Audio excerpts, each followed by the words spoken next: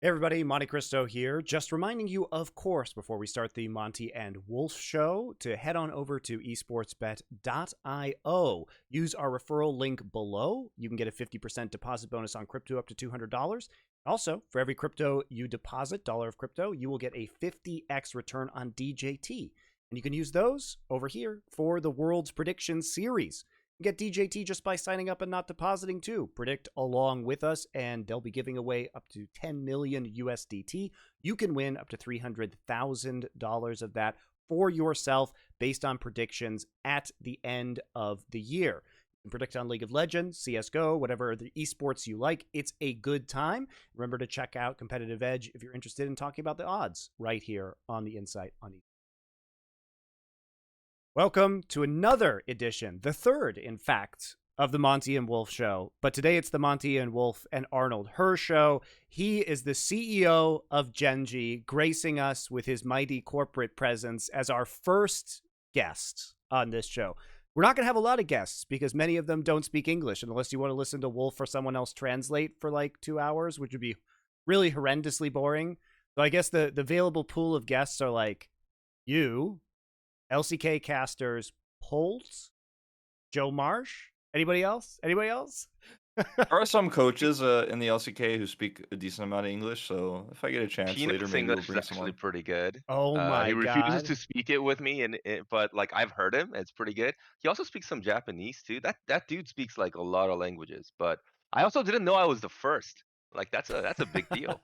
Well, like I said, the available pool of guests is somewhat small, but yeah, it's Big great. fish, small pond is what I'm all about. That's how I want to live my life. But a lot of people don't get insight into how the LCK operates or what the team's perspectives on things are. And especially ever since the franchise era started, it's been that information, at least in the English speaking world, has been relatively limited.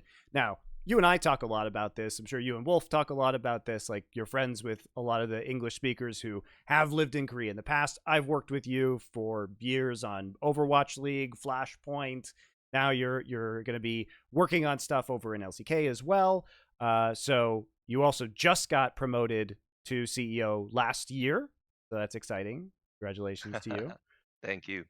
So yeah, I think we should probably start with the construction of this roster because you made some really big moves in the off season, and I'm sure a lot of fans are interested as to why and how you assembled this particular core of players, and then also the major coaching shifts that you've made this year as well. Because now that we're into multiple weeks of the summer season, you guys still haven't lost a best of 3. You've only lost one game. We're You're cursed 12-1 in terms of games. So you're getting close to completing your first round robin of play undefeated. So it's a really exciting time for Gen.G fans, especially coming off another disappointing finals. So before we get into that, let's go all the way back. And in October, in September, in November of last year, when you were thinking about this roster, how did it come to fruition? So what's really interesting is people think it's like, oh, we're gonna react to us losing to EDG, and that's when the roster construction starts, right? Like we already have maybe 10 different scenarios even for next year now, right? Like the stakes have changed. Um, I think even last year when we already had multiple scenarios that we were playing out because you kind of how fast, especially the LCK market moves. So the one thing that's different about LCK versus LCS, LPL, I don't know enough about LPL, but like LEC or LCS is that they actually start um, basically very, very late compared to other regions. So if you don't already have the different scenarios in play, like in your head, how much budget you're going to have, how much you can negotiate every single contract, who you want to sign and don't want to sign, who's friends with who, if you don't have that stuff already all planned out, like literally on the time that the market opens up, you're screwed. Versus LCS, LEC, like all the deals are already done before free agency officially opens. So, That's what it feels so, like to me from the outside.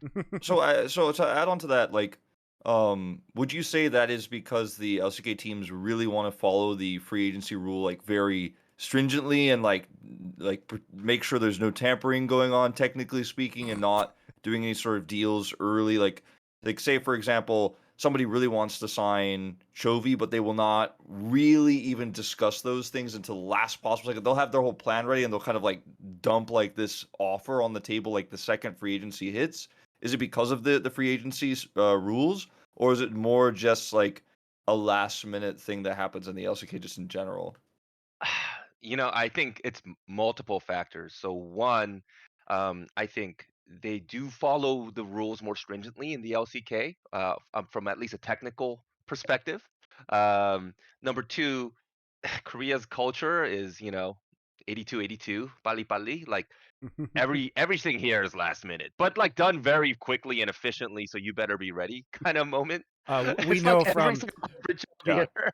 we know from our caster contracts there. By the way, guys, if you don't know, we're not going to get into how wild negotiating caster contracts is in Korea, but it's very frequent that you could be 2, 3, maybe even same day that your broadcast is going to start and not have a contract, and it just goes like to the absolute last minute. Yeah, in terms of when you negotiations. said 2-3, I was like, he 5 doesn't minutes? mean days, he means hours. Yeah, Like, exactly.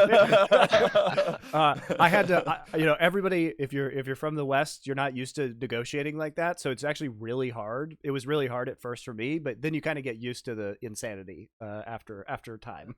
the Korean negotiating the way that it works, and I don't want to get too deep on this, but it often is really good for the high value player or caster in this case because of how late it's done. If you really have a lot of power, you're like, cool, now you have no time.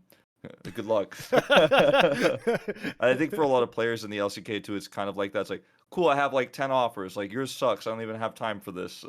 And I think that goes back to what Arnold is saying. Like, you have to be really ready because there is no like second or third or fourth offer for a lot of these players because they're already having like 12 great ones to pick from. So like if you're not even in the top 3 with your first one, like you kind of missed out.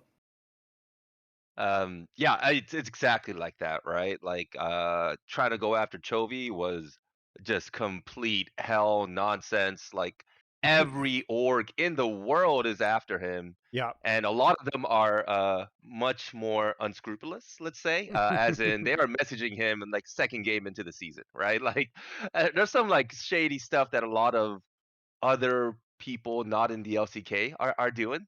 Um, but I think the other thing is, not only do we need to be ready for it and have the scenarios planned out, I also think the last thing that's like really important and like why we needed to be ready was that because LCK is new to franchising, a lot of the people making the decisions at these orgs are not as used to kind of the NBA sports mentality of like we're gonna do a trade, we're gonna make a deal kind of thing, and they're still kind of used to the old, you know, or LCK org system, which was like, look, I'm KT, or sorry, I'm one of the big orgs, and I'm going to just, Called just out. make a Called decision out. from the Wow. All right, go on, Oh go man, on. Continue. but honestly, everybody I've worked with at KT has been amazing. Yeah. Okay. Obviously You don't need to our apologize. Anyway, continue. our GM is from KT. Like I've had only great experiences with them. I was just thinking about the largest org possible Yeah, without yeah, yeah. saying the No, no, other no. one, It totally which I makes get in sense. trouble for. You're saying basically that the OG esports teams that are part of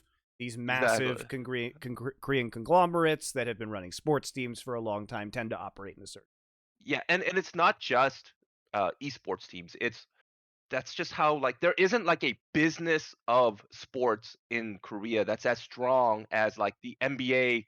Growing up with the NBA, like I was looking up like the tax rules, the luxury tax rules. I was looking at like every single thing about the CBA. Like I was just a super geek about all of these things in sports, right? Versus even if you're a geek about those things here, those don't exist, right? Like the dollars aren't there, the business isn't there. So a lot of people don't know, you can't emulate what you can't see or experience or read about. So when you talk to an org before free agency opens, like, hey, dude, your guy's gone. Let me talk to him, and then we can make plans earlier. You guys can make plans earlier, and they will be like, no, we refuse to allow you to talk to this guy. and it's just like, guys, what dance are we doing here? Anyway, long story short, um, we knew we needed to make a change, right? Like we did 2 years of great players. I think from my opinion, we tried really hard to get a good team together. We had a good run to end the year with, but we just fell short, right? And so we realized it was time for a complete rebuild. And that's kind of the way I like to operate. Is like I like to give the opportunity to the team and the staff to figure it out. I I know my limits. I know I can't be like, hey, why don't you pick this, or why don't you itemize this way, or like, why is a plat level player gonna come in and try to shake things up on like a detailed minutia level? I try to most first figure out kind of what is the theme and vision that we want to build around. How can we achieve it? But more importantly, do we have the budget and can we get the dollars to actually work to build that roster? In this opportunity, we saw an opportunity to get Chovy, which I think is just a legendary player. He breaks all of our stat charts. We have a Yep. small data team, and we were like, dude, this guy could be a generational player. Like I think he is. And when we saw an opportunity to get him, we were like, okay, we're basically going to go all in to get Chovy, and we basically made a big risk call or risky call of saying, look, let's assume we can get Chovy, and let's build the entire roster around being able to sign him before we sign him.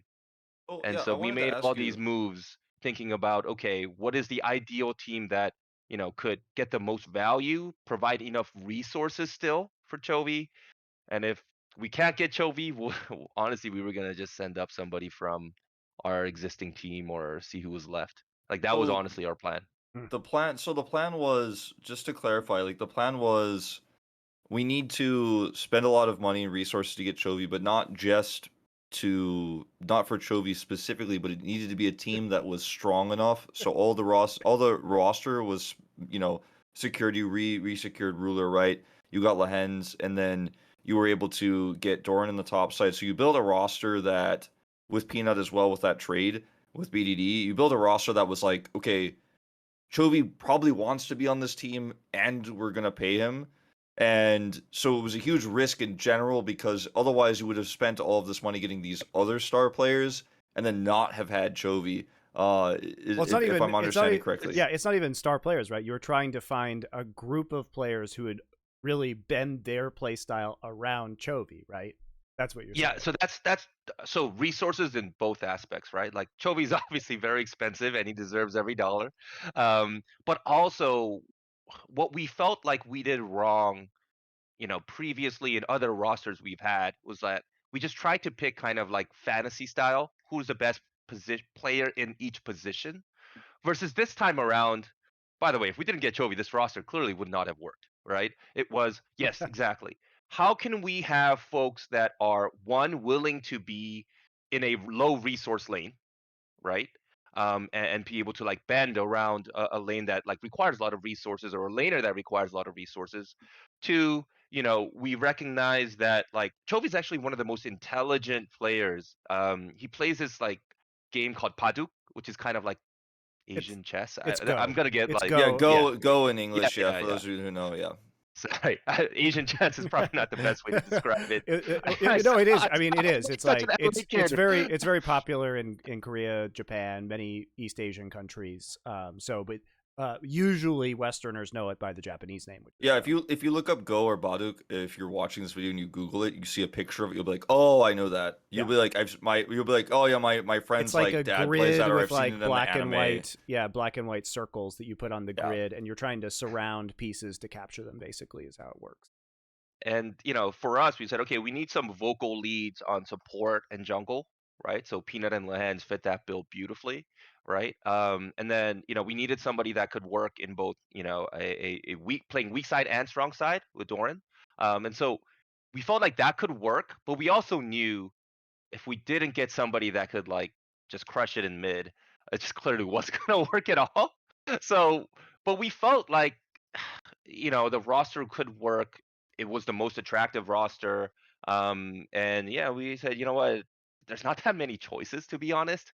In LCK free agency, so I gave the okay, and luckily things fell in place like literally as soon as like our both everybody on our competitive team was driving 3 hours outside of Seoul, like waiting, like literally like LeBron style, to go and sign it, like not DocuSign, literally with paper contracts in hand.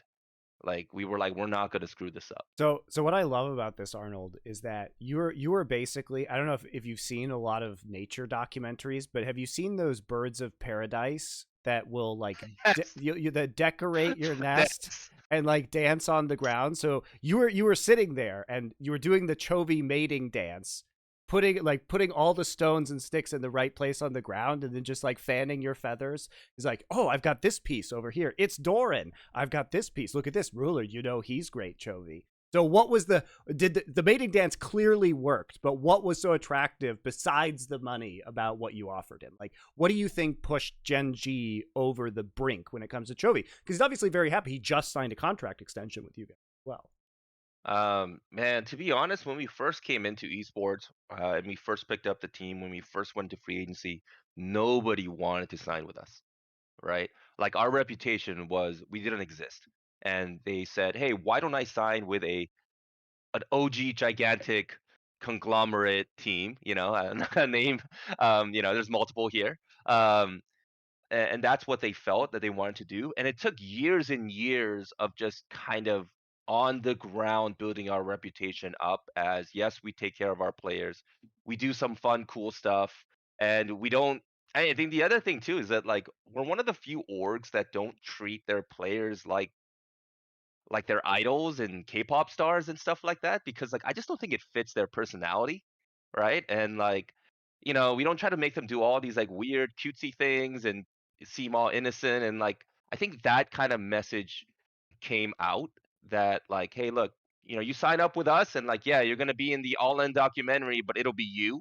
It won't be anybody else. It won't be a fake persona. It's just going to be you. And if there's something like crazy that you don't want and you have final say on what comes out in the end process, okay, like and I think people are like resonating with that. It's kind of like I think that's just the way that a lot of these younger players are resonating. One, they know they're going to keep taken care of.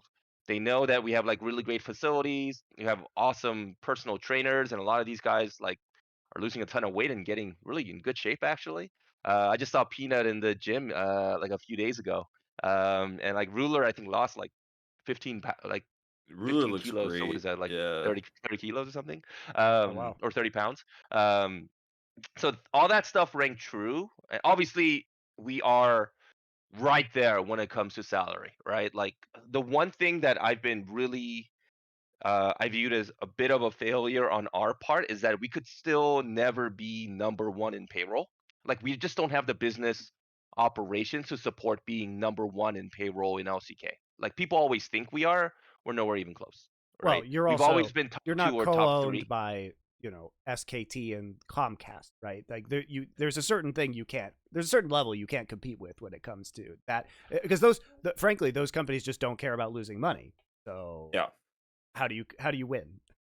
I mean, we're doing much better on the revenue side. Our momentum is there. So my job, so that's kind of my job, right? Like I actually focus a lot more on the business side. And a lot of people ask like, "Oh, why don't you just sign the Avengers of a roster and just sign every best player possible at crazy salaries?" I'm like, our business just can't support it. Sure. Yeah, we could do it for 1 year. If it doesn't work, we blow it up, and we're down a lot of money, and we have no sponsorships to show for it, right? So for me, it's always this balance of, All yes, right. we're going to be top two, top three salary wise, but like, what do we need to do to like consistently try to win? Right. So a lot of it, what you're saying when it came to attracting Chovy, was having you have a really nice facility in Seoul that we both Wolf and I think Yeah, Wolf has been it's a there. great facility. I've Yeah, been I've been there. there multiple Yeah, it's great. times. And so how much of it was the infrastructure? How much of it was as you were saying, the kind of vibe of the org, not trying to turn them into a fake version of themselves that they might be uncomfortable being, in addition to paying what I would assume is a very competitive rate for Yeah, I think salary by far is number one.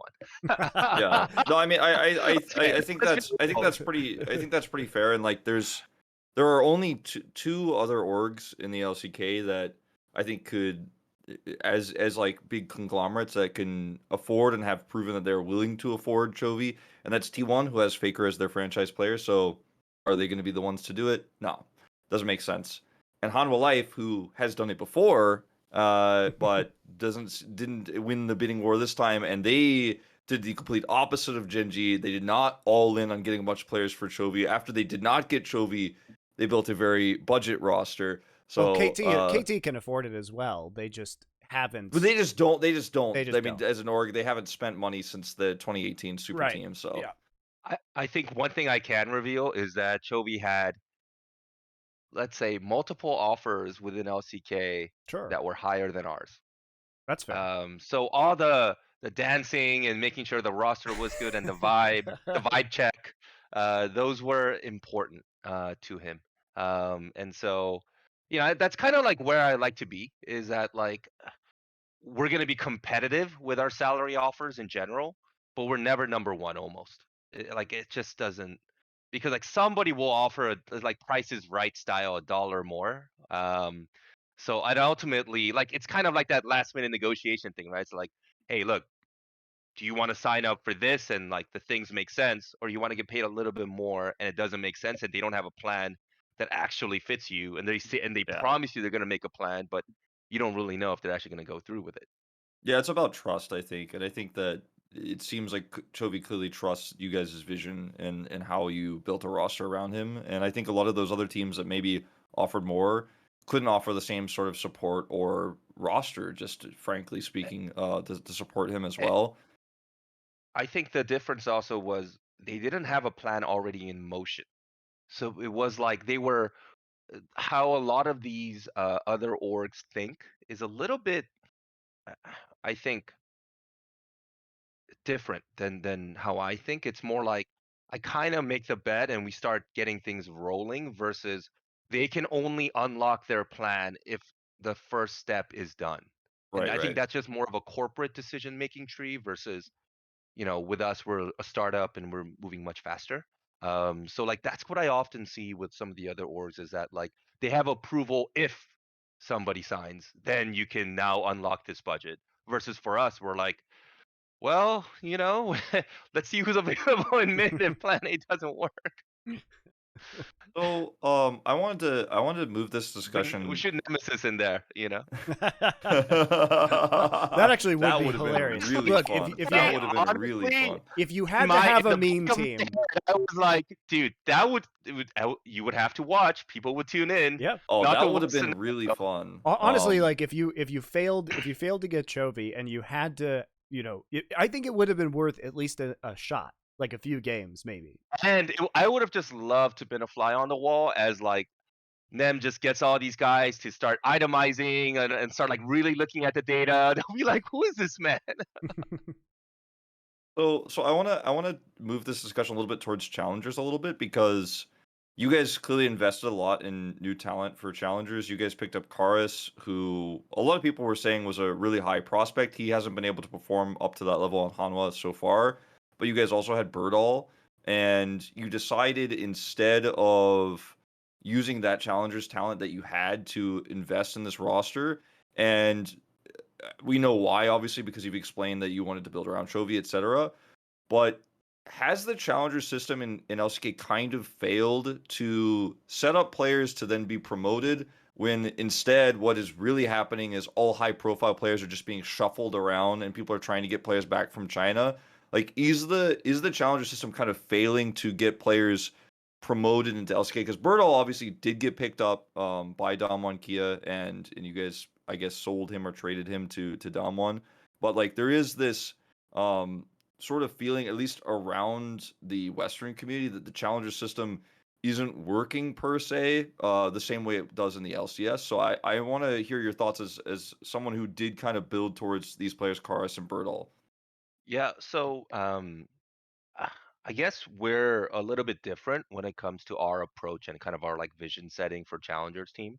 So I think a lot of other orgs view it more like a farm system, you know, like a traditional, I don't know, Korean baseball or whatever. I don't exactly know the ins and outs of Korean baseball, but that's kind of what it seems like they try to build towards.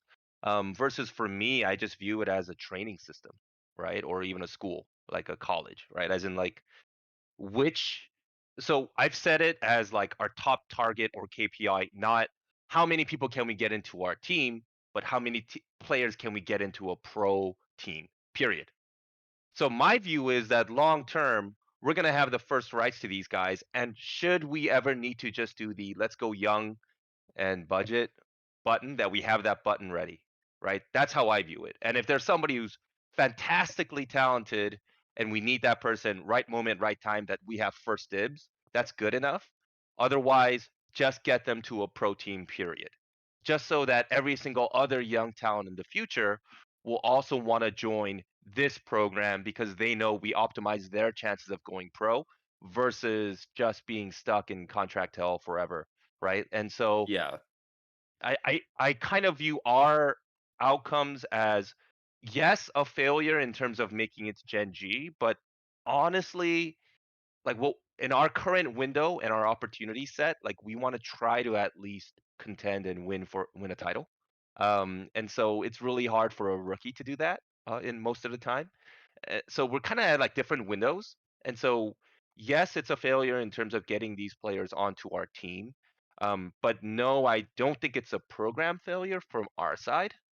And I think if we can view it, if you can then start looking at the program as more of a percentage of players that go into LCK Pro, I think that's good.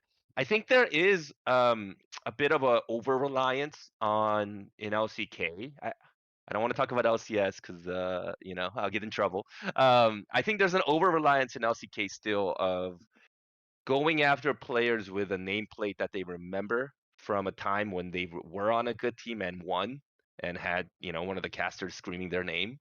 Um, I think there's a real over reliance there, I right? agree. Because That's yeah, and it's kind that's of disappointing. Even it's a big problem. in this last round of free agency, I was actually surprised that more orgs didn't take bigger risks with a lot of these younger players. And I actually think it's because both the league and a lot of these orgs are like too scared of the PR backlash from fans if they choose a random player that they don't know about.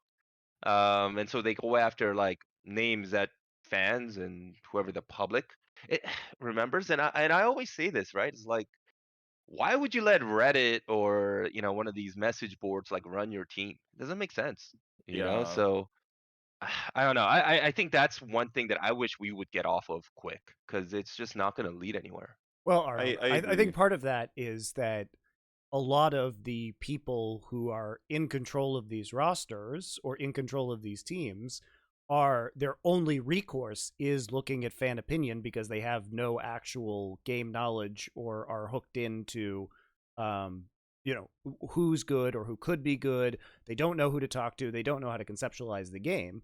You are a sub 40 CEO, so I think it's quite different in your case because you understand traditional sports, but you also are coming in with an understanding of gaming and how that works and have an ability to have a rapport, understand these kids, basically. Yeah, and I do think that my biggest fear for the LCK right now for the future, I mean, there are a lot of things we could talk about. I know you have a lot of hot takes. We'll probably move to that in a second. But one of my biggest fears for the future of the LCK, and maybe like we're gonna really start seeing this like in 1 to 2 years from now, like maybe towards the end of next year or 2 years from now, is some of these star players and the names are just retiring, going to the military, or they have played so long. Even some of them who are exempt from the military, or have some players who are trying to return from the military. These players have just kind of will be aged out, and they will not because when you're old you have no hands, but because like they're not doing as much as they would like to. They want to retire on a high note. They maybe got a girlfriend, maybe want to get married, want to do something else with their lives, right? A lot of people get to that age. I think that's something that's not talked about in esports as to why people don't play as well when they get old, is because you have different priorities when you get older Yes. as well. So when we hit that point, if these challengers players like Ilima, for example, who have been sitting in like contract purgatory because they can't find a spot because the buyout is too high or teams are not sure, what's going on, and like some of these challengers teams are protecting their players, so quote unquote, but actually just hoarding them and waiting for an opportunity to sell. I worry that if these players just kind of sit in challengers where winning challengers is basically meaningless except proving yourself. Those players will not get the experience they need when they're hitting like 19, 20, 21. And then they'll just suddenly come in the LCK and they won't be able to live up to the big names. And then the LCK will really have like a few years of struggle on average level. And I think we're kind of there right now too. Like we have 3 teams in the LCK that perform at a very high level and are extremely competitive. And then we have 7 teams that are significantly below that. And like there are some middle teams, right? But it's like we have like an S, a B, and a D, like in terms of ranks, right? And in terms of groups of teams. And I do really worry that if these players are not fostered into the LCK, we don't really have a great feeder system because not everybody is going to be like Zeus and just like get scouted early and just pop off immediately. Like that's extremely rare. I think a lot of people need like 2 or 3 years of struggling and failing. Like I think Karis is in this phase right now. I think he might be a fantastic player one day, but he has to have like those struggle years and figure it out. I do worry like if we don't start using these players instead of just shuffling around and like being like, yo, I could get Illima, I could try to pay the big money there, but I'm gonna try to get the Shy instead. Like I think that's where orgs are thinking right now, and yeah, it might win you that title if you get the Shy, which Dom1 did not. But like if you get the Shy and you are able to make that roster work, but what happens the next year? What happens in 2 years' time? Like that's what I'm most concerned about.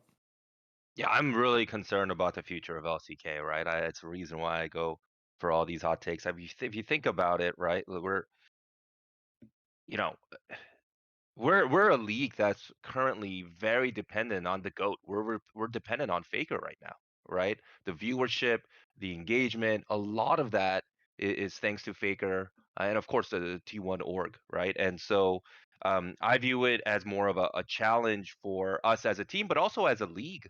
Is like, okay, how can we leverage this period where there's a lot of eyes and attention and focus on us?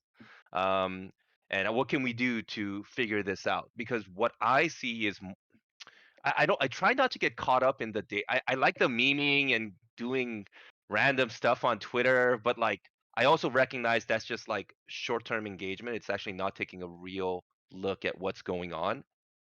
The LCK is losing versus the LPL, right? On almost every facet possible, right? Whether it's audience, whether it's marketing, whether it's competitive, whether it's actually even the sponsorship dollars, right?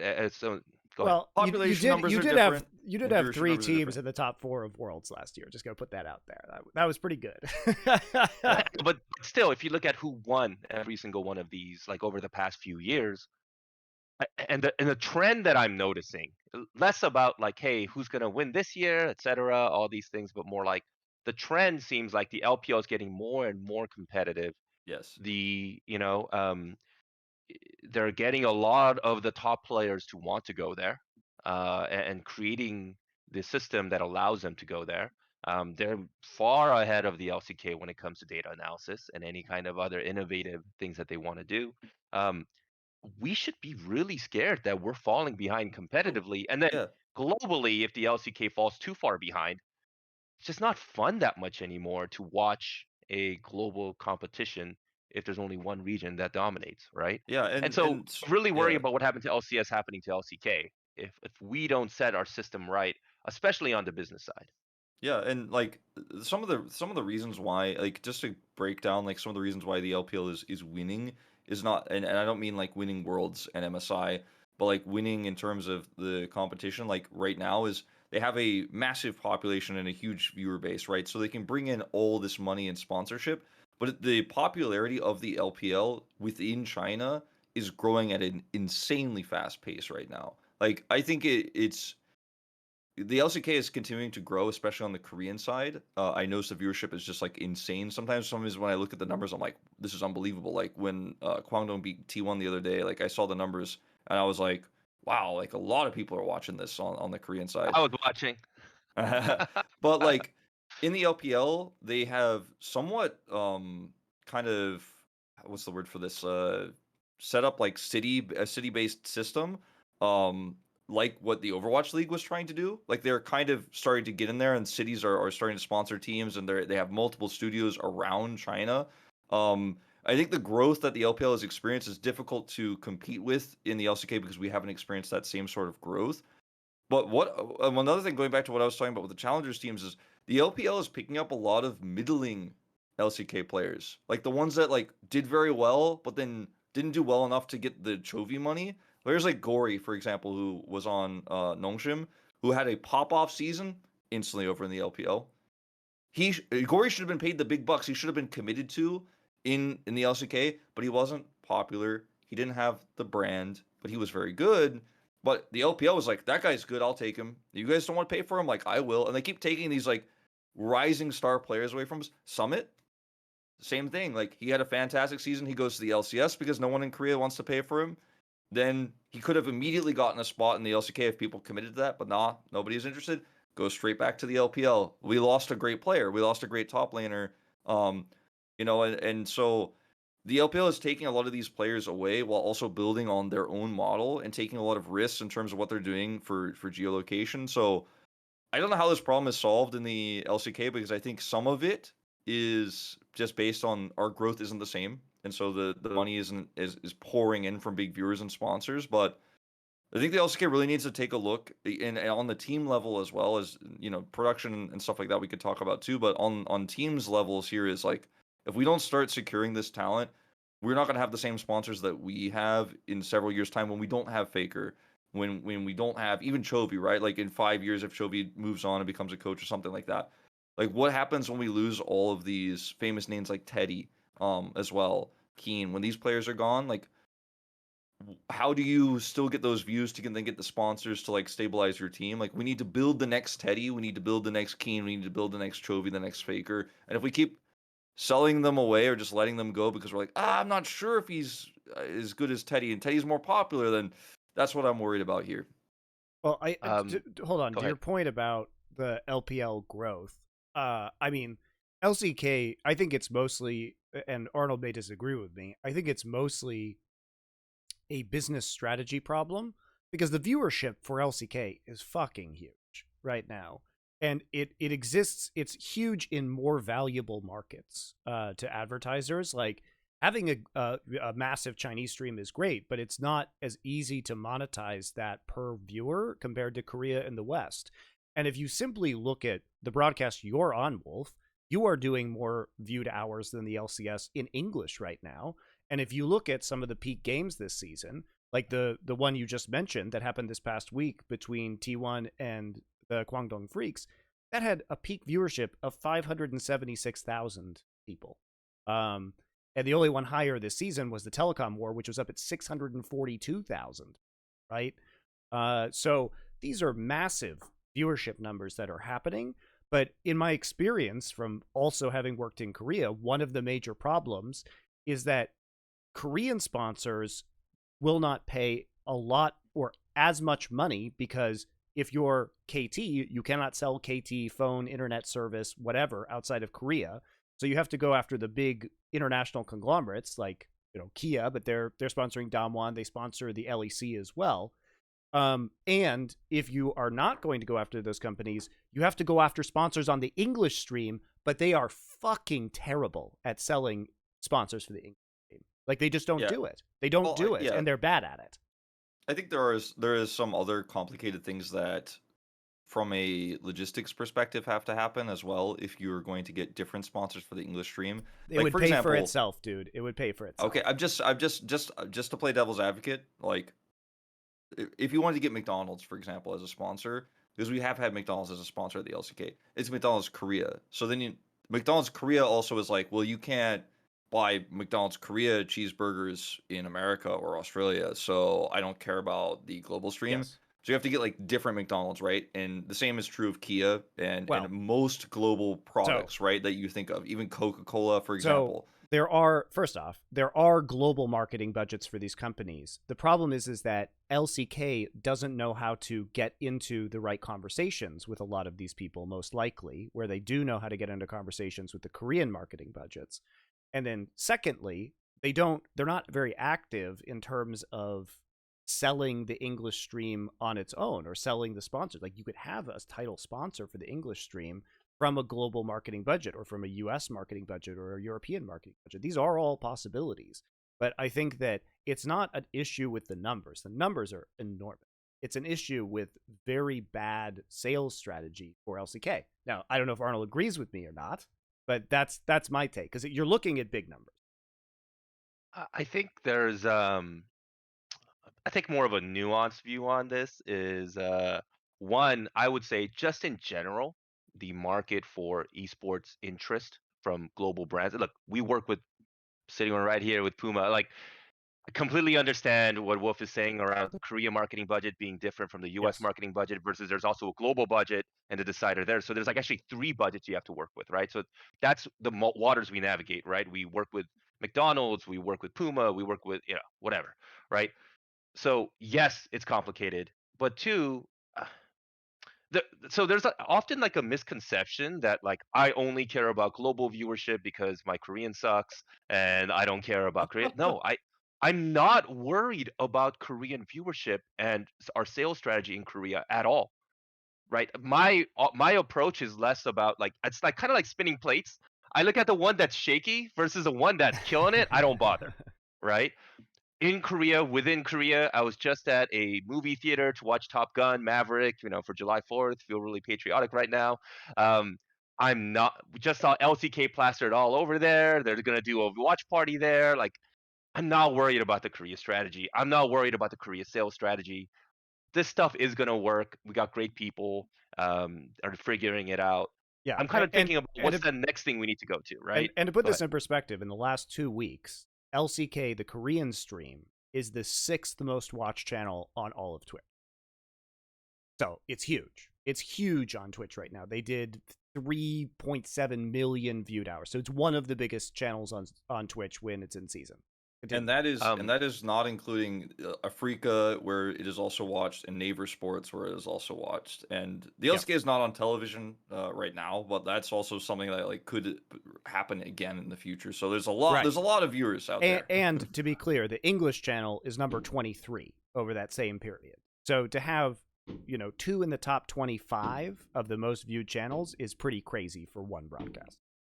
So the biggest thing that I kind of notice that I'm most worried about is that, on one, just the way the Korea budgets work, it's too small.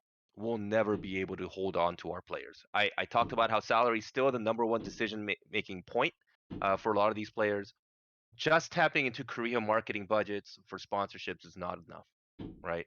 So if we're going to compete with some of these global regional sponsors, then we need to tap into global, right? And whether it's the US or APAC, like if you tap into APAC, you actually tap into the global marketing budget because usually they have one monolith of APAC budget, right? And so for me, I want to take big risks on the global side to try to tap in to create 10x kind of outcome when it comes to that global viewership outside of China. Like within China, I don't exactly know the strategy there. I know we're still growing there, so that's great. But like, I think there's a big opportunity on the English broadcast to actually go much bigger. And I view it more of a this is how LCK can survive in the step after next, rather than a hey, because I speak English, like that's how I want to watch. I mean, it's one of the reasons why I pushed for co-streaming so much was if the core broadcast can't take those big risks, at least some of the co-streamers can, right? And so I'm very, very worried. This is one of the biggest concerns that I have is how can we monetize outside of Korea? Because I think they're doing a fantastic job within Korea. We just need to do better. We need to take bigger risks. The audience is different. We just need to be trying more stuff, man. Like I always like point to like small detailed stuff, but I always view it as a microcosm of a macro problem, right? The fact that all the casters are wearing these old suits forever, like casting, we gotta break away from tradition because like at some point tradition runs out and tradition didn't monetize, right? So I Well, feel like when I saw tradition, there's a history of not being able to monetize global sponsors, right? And so I kind of view it as what can we do to work with more sales agencies, more salespeople, yep. and also create more assets within the broadcast that are more commercialized, right? Yeah. Well, that is basically what I was saying, is that the sales strategy on the global side is underdeveloped. And unfortunately, I think the reality of people who have, like Wolf and me, who have been on the broadcast side, is that you are viewed as the English broadcast as a very secondary product. It's really viewed as, here's the piggyback broadcast. We don't really care about it, although Wolf did a lot, I think, in fighting to get the analyst desk and like actually more content onto the broadcast this year. So I think we're seeing I love it. movement. Yeah, I think we're Yeah. seeing movement. But for a long time, it really was like, just put a camera on these guys and you follow the lead of the Korean broadcast, and you're not going to get your own content. We're barely going to pay attention to you. That's how it was. And I loved working at OGN, but like that's how it was at OGN. One more point that I would like to make is that like it's really easy to blame Riot Korea, right? Because it's like I'm I blaming blame them, I OGN, blame to them. be clear. No. But so the teams bear a brunt of the responsibility as well, right? A lot of these teams in our league don't focus on global fans at all, right? Kind of just haphazardly do. But also number two, I'm in these meetings and talking about the global broadcast is the last thing on their minds, right? Like the teams aren't pushing hard enough for it, right? And so I also think the teams also have bear a lot of the responsibility. I think the players do too, right? The players no interest in engaging on, so like some of the younger players I think are changing their mind, but like for the longest time, and this is why I didn't like the previous generation of kind of like everybody's an idol, they don't engage except through corporate channels. That's just not the future, man. That's not how stuff works anymore. That's not how engagement works. It's not how marketing works. Like the whole system was propped up on a broken model. And so for me, it's one of those things where I'm trying to push more and more that, hey, look, guys, I know it's secondary because it makes sense that you're in Korea. The dollars today make more sense. The ROI today makes more sense to focus on extracting every ounce of viewership and dollar in LCK in Korea. Why don't we do crazier, innovative, weirder stuff on the global broadcast and kind of view that as a innovation lab to do crazy stuff? Because look, let's say something goes wrong, it'll be fine, right? It's not like Yeah, we have huge sponsors that are going to drop off, right? Like let's go do some stuff that's interesting and different and see I what we can make out of it. I will say, like, and I want to give credit where it's due. Like, we all fought for an analyst desk for a long time, and Papa Smithy was like really the first person who was trying to push for this, and also getting us a podcast, which we do have, of course, the Pog State that we do as well, and like, um, Ji-sun, who's now kind of heading up the global broadcast, has also been a huge part of getting the desk. Like, that was one of her big plans she wanted to have for the season, and we struggled to get it to work. To be totally honest with everybody, and I think it's been pretty clear. We were pretty clear about that last season. Like, we are basically barely we got this. Okay, like it's out there. We have a rug and two chairs and some cameras. So like It's this way is the better than it was starting point. before. Yeah. So It's I something. do think it's going to improve, and like what we need and what we will hopefully eventually get, especially next year, is because a lot of our budget for the desk was spent on buying like tens of thousands of dollar cameras. I don't even know how Oh, got it. expensive they are. And the So like $100,000 carpet. so now we have these expensive cameras and a very expensive carpet. So next year when the budget is reset, like we won't have to buy the cameras again. So hopefully if that money then goes into a bigger support staff system, that can make us some really cool graphics, and maybe we will actually have strong paid guests on our broadcast. Maybe the team will be expanded. Like we'll see where it goes, but our hope as an English broadcast team is that the desk is at its like weakest state right now, and will year on year improve a lot. And we do want it to make the desk in particular the place where we could do a lot of fun stuff, because otherwise we kind of are a piggyback broadcast, and that's like how it has to be. Like where else are we going to do like the own special global camera shot that's different from the Korean camera shot? Like it is going to be otherwise a piggyback broadcast. No, I would love for us to take more risks in the LCK in terms of even the most basic things. Like Arnold mentioned, the clothes, personally not as big of a deal to me, but we have used the same draft music since 2018, and it was remixed last year. At least we got that. But like, why don't we have a different draft music every season? Why is the closing music the same every day? And like, these things like this, like I think these are really easy things to fix that we could use to make the show feel different. Like if it's match of the week, maybe match of the week has its own special draft music. It's epic. It's like sick. It's different. It's unusual. Excuse me, unusual. These are things I would like to see change, but I understand a lot of people love tradition and the Korean broadcast style, and this is not just for esports, but it is for like traditional sports. If you watch KBS News or something like that, YTN News, it's all the same. The cue sheet that you get, like the call sheet and like the way the production is run, where you see like each and everything Yeah, the that's run of listed show. out. The run of show, yes, thank you. I was like, why is this word not coming to me? The run, if you look at the run of show, they like just like control F the part they want to change for the day and put it in, and it's like formulaic is I guess the best way to describe it. Is the same every day. This is the system. This is the way. OGN was like that. GOM TV was like that. Spoo TV was like that. Every Korean broadcast is like this. So it's very annoying and in like it messes with the producers kind of like zen. If you're like, no, I want to do this week, I want to do that this week, and then the producer then has to like make 12 people aware of this and they have to change a lot. So it's hard, but I do think we should be trying more. I think one thing that I wish the league would do is right now, I think the league is doing actually a really good job of like listening to every team and like kind of really helping every team understand, hey, this is kind of what the business works. This is why we need to take this extra risk. They're doing a great job of that you guys don't see behind the scenes, right? But for me, I'm probably the most annoying voice in the back, and I'm like, guys, just decide and tell us too bad, right? Like, I think I'm much more comfortable. Like the natural state that I would like is that the league keeps pushing the teams to do things that are uncomfortable for us, right?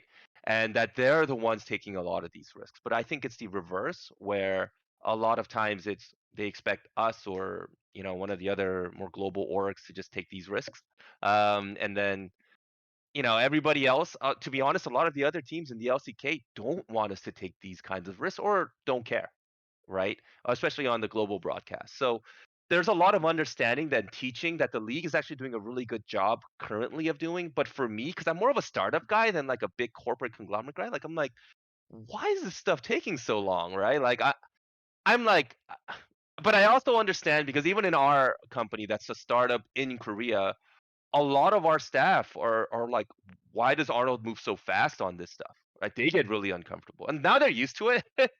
But I also understand that like I can't just expect other orgs to think the way I do. But I do like the fact that we're making progress in the right direction. So I think the direction is correct. For me, I think the speed's a little bit too slow, but I always think that about everything except for delivery here in Korea. So it's a tough problem. I would not, it's a really tough job because a lot of the other orgs in LCK, frankly, don't care that much about this like risk taking mentality. Versus, I view it as like if we're not taking these risks now while times are good, we're screwed because we're going to take none when times are bad. I mean, Yeah. that's basically the story of the LCS, honestly. I don't know enough It's about the okay. It's okay, LCS. Arnold. You don't have to this is also comment the on it. story. I know the story of the LCS. And the viewership is great right now in LCK. But in 2016, there were 400,000 concurrent viewers watching TSM versus CLG, and now there's 70,000. And they did not take any advantage of when times were good to push the product to innovate. It was very stale. They continued to be very stale, and then once those star players left, there was nothing. And there has to be some concern about if Faker eventually potentially goes to the military or retires at some point in time, because T1 is, in spite of the fact that they haven't won Worlds in a long time, Dom1 has been the better team and been in 2 World Finals and won one of them over the last several years. They're not as popular as T1 is.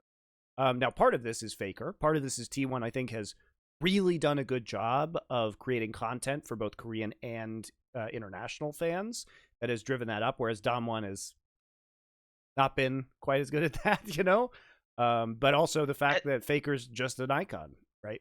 I think one, I'm such a big fan of Faker, and I'm probably gonna get in trouble for saying that. But two, I think the other part that I think is important to recognize is that right now, I think esports in general, uh, I sound like a boomer for saying this, but like I don't know why people care so damn much about these message boards, Reddit, Twitter. No, they Stuff is shouldn't. not moving your business forward. Yeah, no, I completely agree. When DC Inside and Reddit and FM Korea are actually dictating your policy and business model, you then like have no autonomy even, like I get really weirded out in general. Like this is not just an LCK specific problem, it's been like a problem on every Korean broadcast I've ever worked for, where some scandal, which is like basically a huge post that doesn't even have facts behind it, like appears, and it's like we have to change everything we do because of this now. And I'm like, well, actually, you could just be like,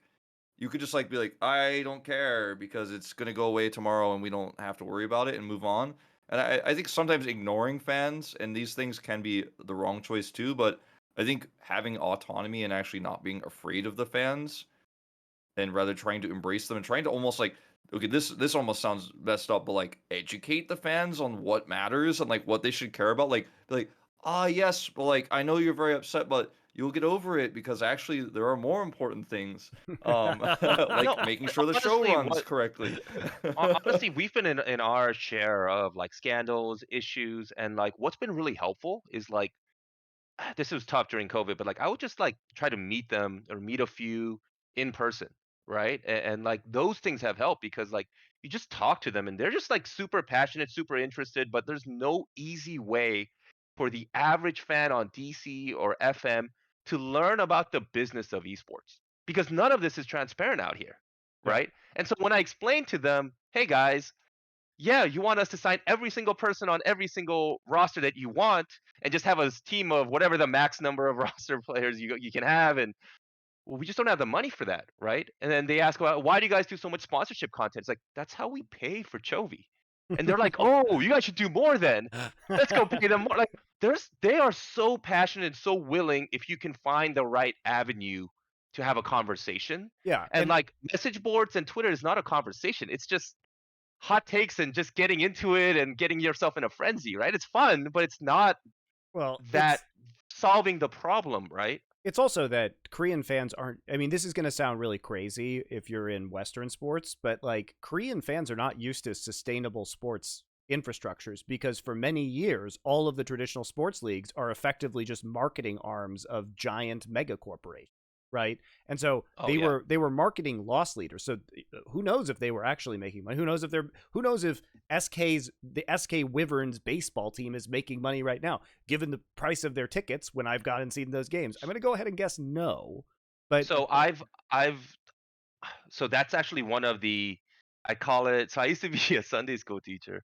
So I think this is one of the original sins of esports in Korea that we're still working through and figuring out the right salvation for, right? Like and I say this because if you actually look at the esports business model and the sports business model rather of Korea, that precise thing that you talked about is one of the reasons that nobody could actually stand up a proper events business and ticketing business. right. Nobody, So everybody's imagine. so scared of PR, negative PR, right? Because there's no real business behind Right. the business.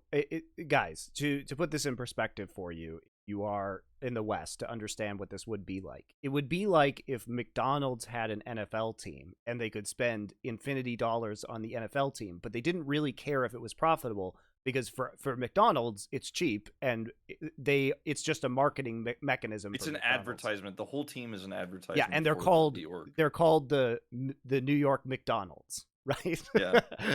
New York Hey, New York Max, Red Bull. New York Big Macs.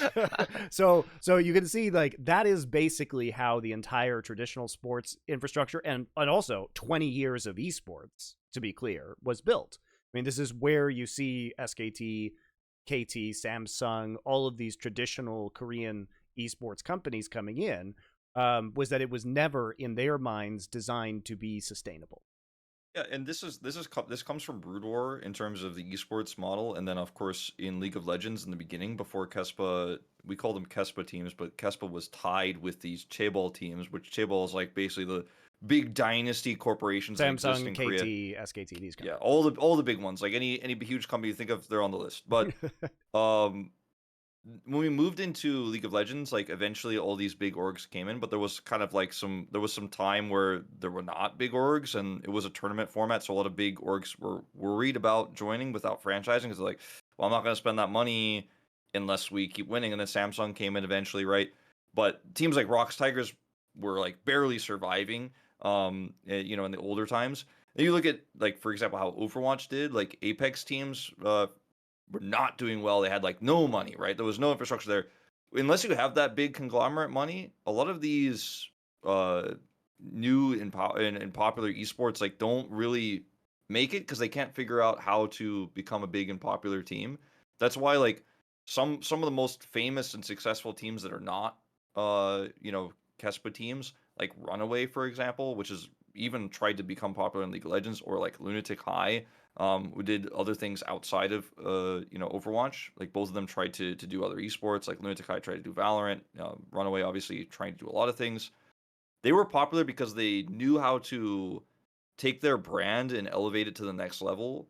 And I think a lot of teams, even with the conglomerate money, don't know how to make their players popular or make their team popular, because it's not just about winning. Like sometimes it's about like a cool storyline and making the right content and making your players likable, and frankly like training your players oftentimes to do interviews. Because we have, I mean, how many times have we had an LCK player walk up on the stage, do the interview, and the dude is shaking and like he's nervous and like he gives like 2-word answers, but he got POG, so he has no choice. Like in the old Pro League days, these players were all media trained. Like it I was mean, part of their job. if you here's a fun Googling exercise for you guys who missed this.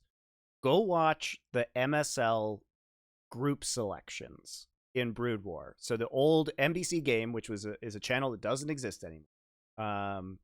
No, it does exist. It just does traditional sports now, right? It technically still exists. It became one of their sports channels. Yeah, so it technically still does exist. But they used to do a very big StarCraft competition in Brood War, and the MSL group selection ceremonies are some of the wildest shit you'll ever see. Like WWE style walkouts, like the players like pretending to be drunk. It's fucking hilarious. And it's really fun. It's really fun, and you can tell these guys are being themselves, having a great time, and have been media trained. That was one Yeah. of the first questions that I asked. I asked like during the first year, I was like, wait, I'm looking at all this other stuff that I remember, and then I'm researching more. This shit used to be so fun. Why Yeah. is our broadcast so boring? Like we're playing golf, right? And you know, and then also the second fact is, you know, it's we've kind of created the fandom to expect us to always be serious as well. So somebody needs to like break this cycle, right? Like one of the things that I've noticed is even the incentives are all screwed up. And what I mean by that is today, let's say I want to be on a reality TV show for a day or film something with, I don't know, Ariana Grande. You know, I love Ariana Grande. Ariana, if you're watching, I don't know why you're Oh, watching. she's a big LCK fan, I heard. But like, you know, like I, it's like, okay, so what would we need to do to make that content day happen? Ariana's in town only for a few days, and in Korea, um, we would have to cancel scrims in order for us to be able to shoot that content, right? So basically, we, in a weird way, we don't have to sacrifice some amount of competitive in order to be able to create this marketing content, right?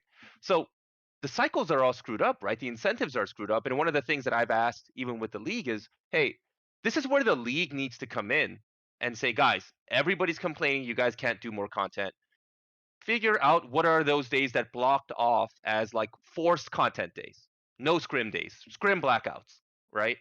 Like you almost need to do that. Otherwise, you're in this broken incentive cycle of the players and the coaches want to practice more. They don't want to shoot this. Maybe if it's Ariana Grande, they'll want to do it, but like, you know, they don't want to shoot the content, right? Like you almost need a third party, the league, to come in and say, okay, here's the once a month scrim blackout day.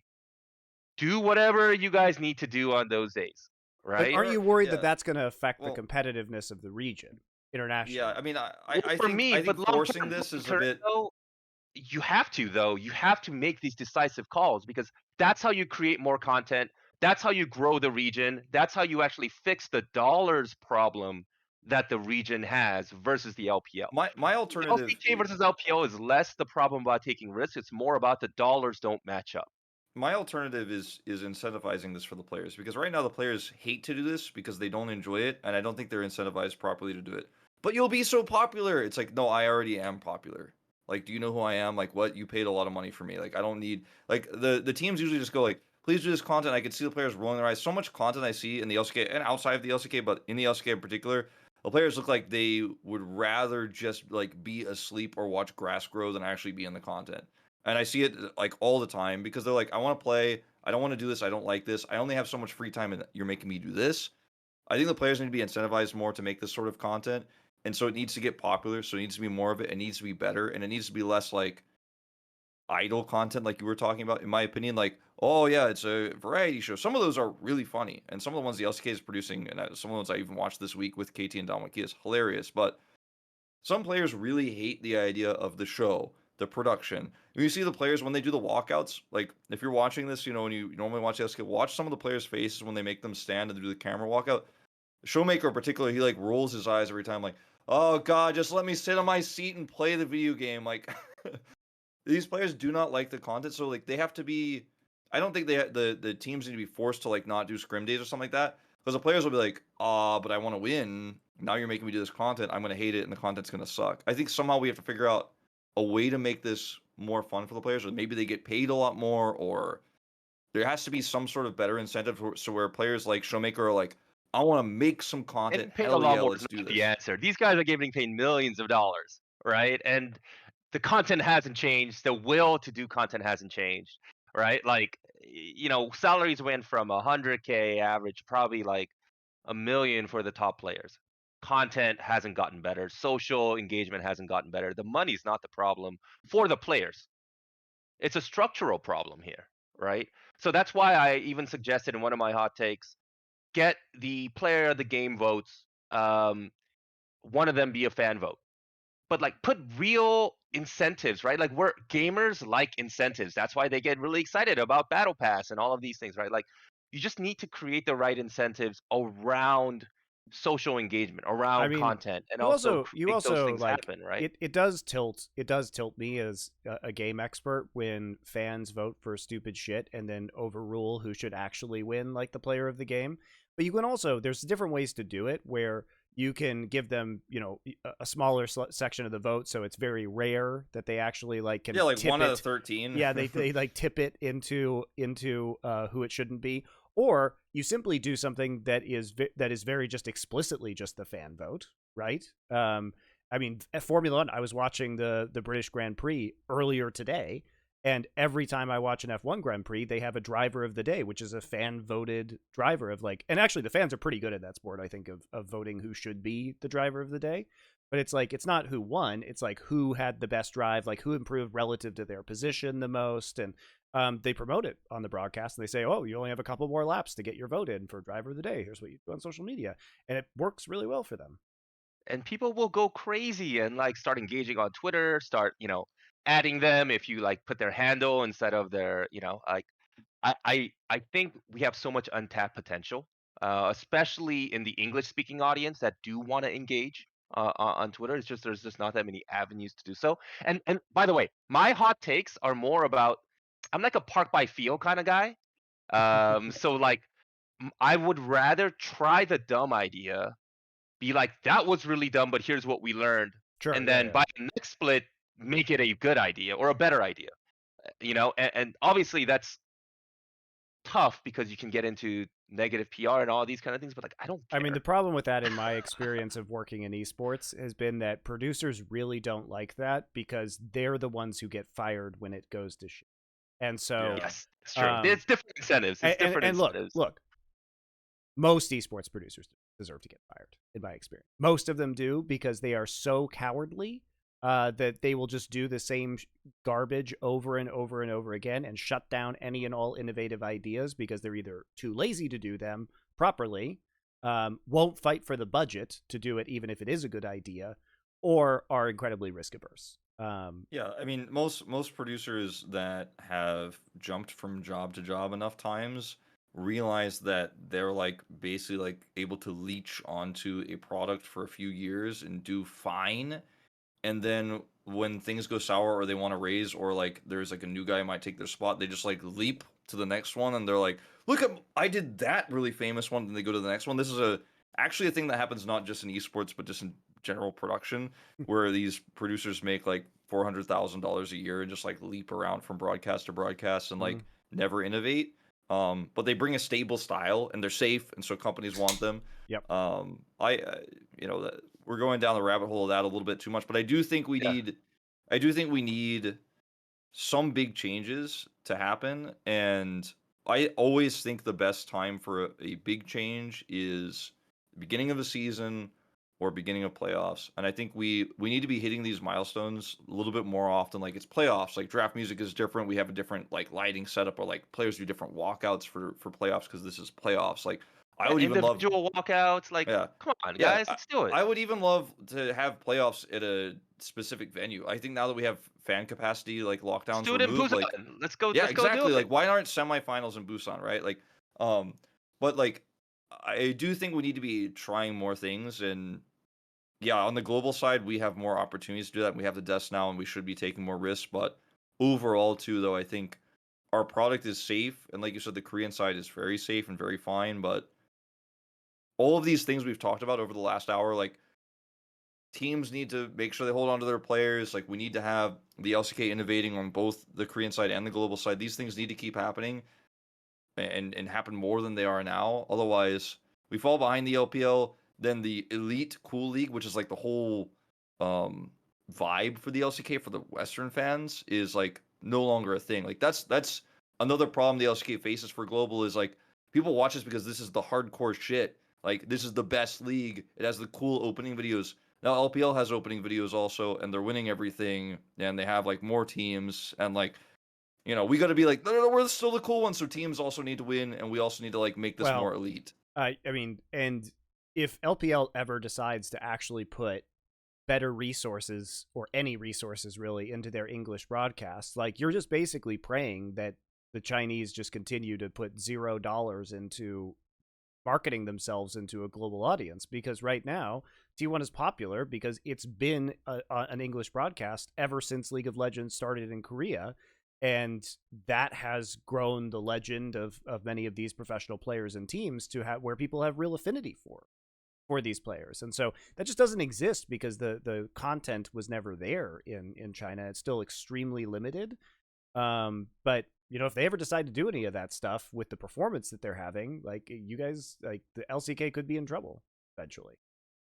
Yeah. Yeah, Like, in terms of go ahead. LCK versus LPL, it doesn't mean like LCK dies, but it will siphon potentially a lot of our viewership away because it's run at the same time. And like, I think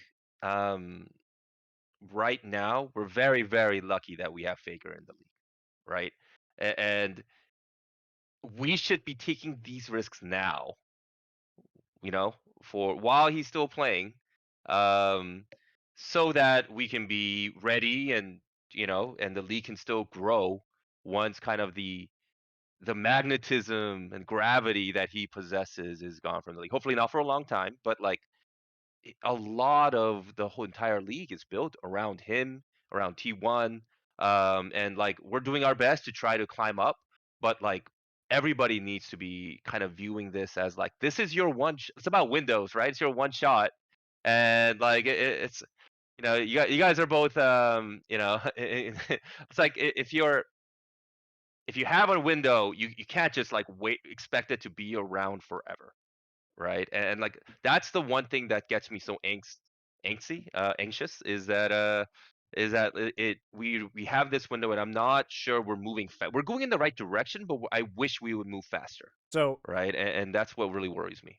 we've had you on for an hour, Arnold, so we have to talk about the games, but I want to get your Oh, yeah. top 3 things that you would do to help the Oh, LCK. man. Like, what if you could control absolutely everything in the LCK, what would be the first 3 things that you would do that you think would be an improvement? First off, I would set a new goal for the broadcast with player social engagement as one of the key metrics. How can we get as many mentions of the players' handles on whatever platform you want to do, right? Make that one of the number 2 metric past viewership. Number 2, Saturday games, I would make it an event. Maybe even move the hour a little bit earlier so people come during the day. Make the whole thing just like an entire event so you can like really feel the energy of a bunch of stuff going on a special day. Number 3, and this is probably my most controversial one. I would force content on certain days by the league. I don't. It's gonna conflict with scrims, players, teams, including us. We're gonna complain about it, be like, "How dare you?" But like in the long run of things, right? Like we do need to just create more content, right? Like, and we're not creating enough shoulder content for us to be successful. In order to create shoulder content, you need the players. The players aren't getting trained enough to do enough content, right? So what this does is that it sets the broadcast up to really engage on social as a key metric, which I think especially our English speaking fan base is incredible at. Number 2, I think the fact that we have these event days just kind of allows us to take risks on a more speedy basis. So we try a new thing for this week's event. Next week's event has something else. Like it just creates a risk taking rhythm once a week so it doesn't affect the rest of the broadcast, and we can start moving around the times to optimize for viewership as well. Like, is earlier is better for Western? Is that actually increased viewership or not? Is it actually later because we want more Southeast Asia viewership? Who knows, right? And then number 3 on just the more content. Like ultimately, live is great, but I also think we need to win VOD, and I don't think we're putting out enough content, and we can't rely on teams to create that content anymore because the market for sponsorship dollars for esports based content from teams is very, very small. So that's why you're seeing across the world a lot of esports teams cutting back on VOD content because they just can't monetize it with sponsors anymore. So you kind of need the league to step in and fill that void somehow. So those would be my top 3 ideas for social, for events, and for content.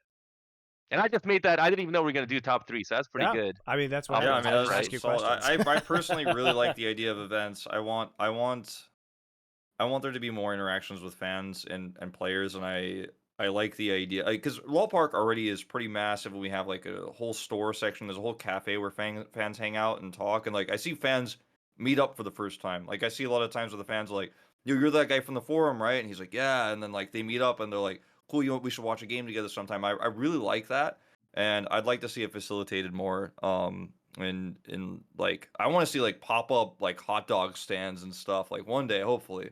Hopefully we have bigger One venues, soju ready. There's my plug for one soju.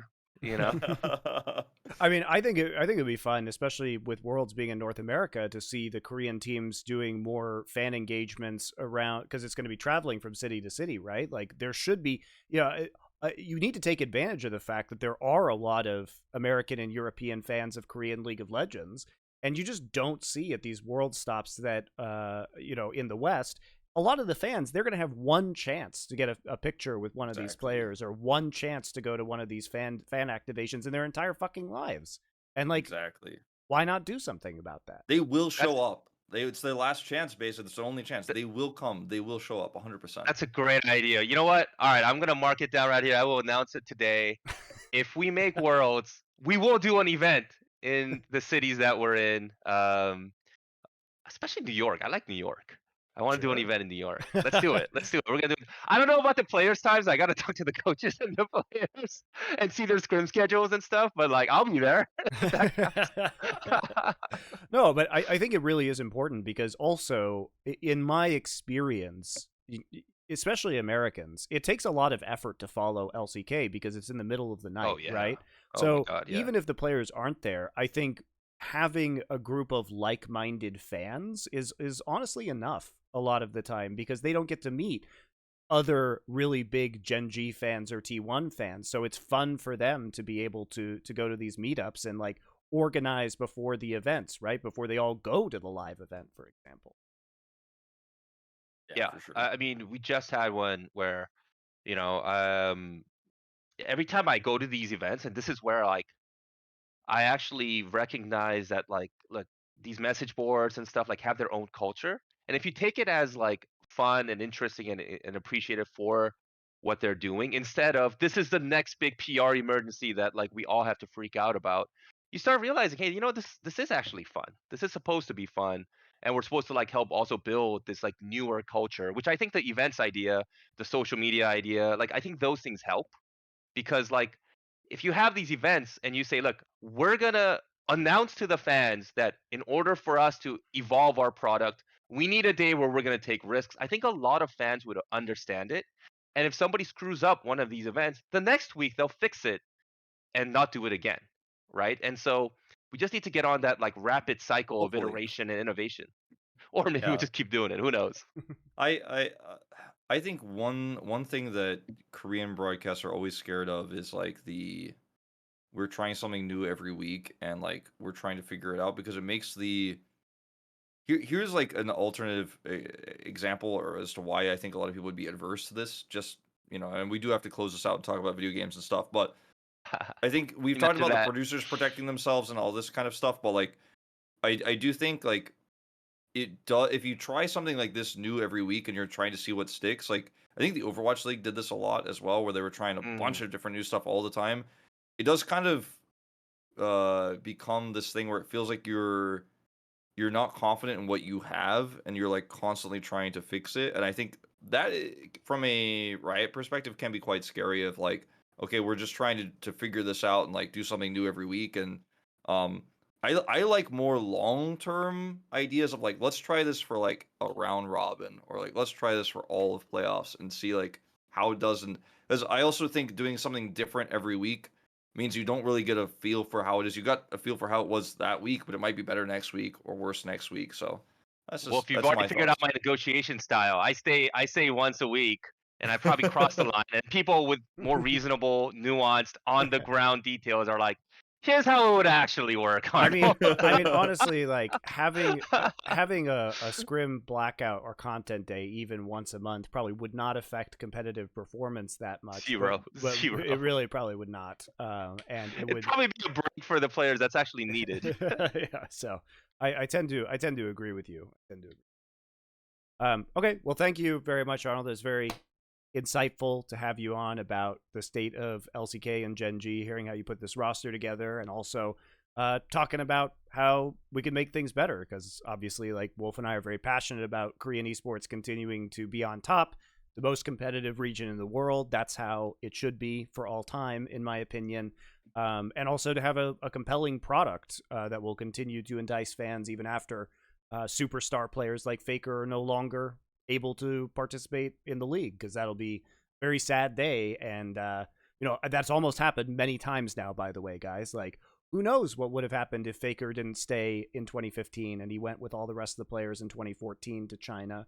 Probably would be really different right now. Who knows if he had taken any Chinese offer at any point in time, what that would look like for the LCK. So I agree, it is time to find these new stars, and fortunately there are players like Showmaker and Canyon and Chovy and these superstar level players who will still hopefully exist in Korea, but need to figure out ways to make the league a little bit more self-sustaining on it without Faker.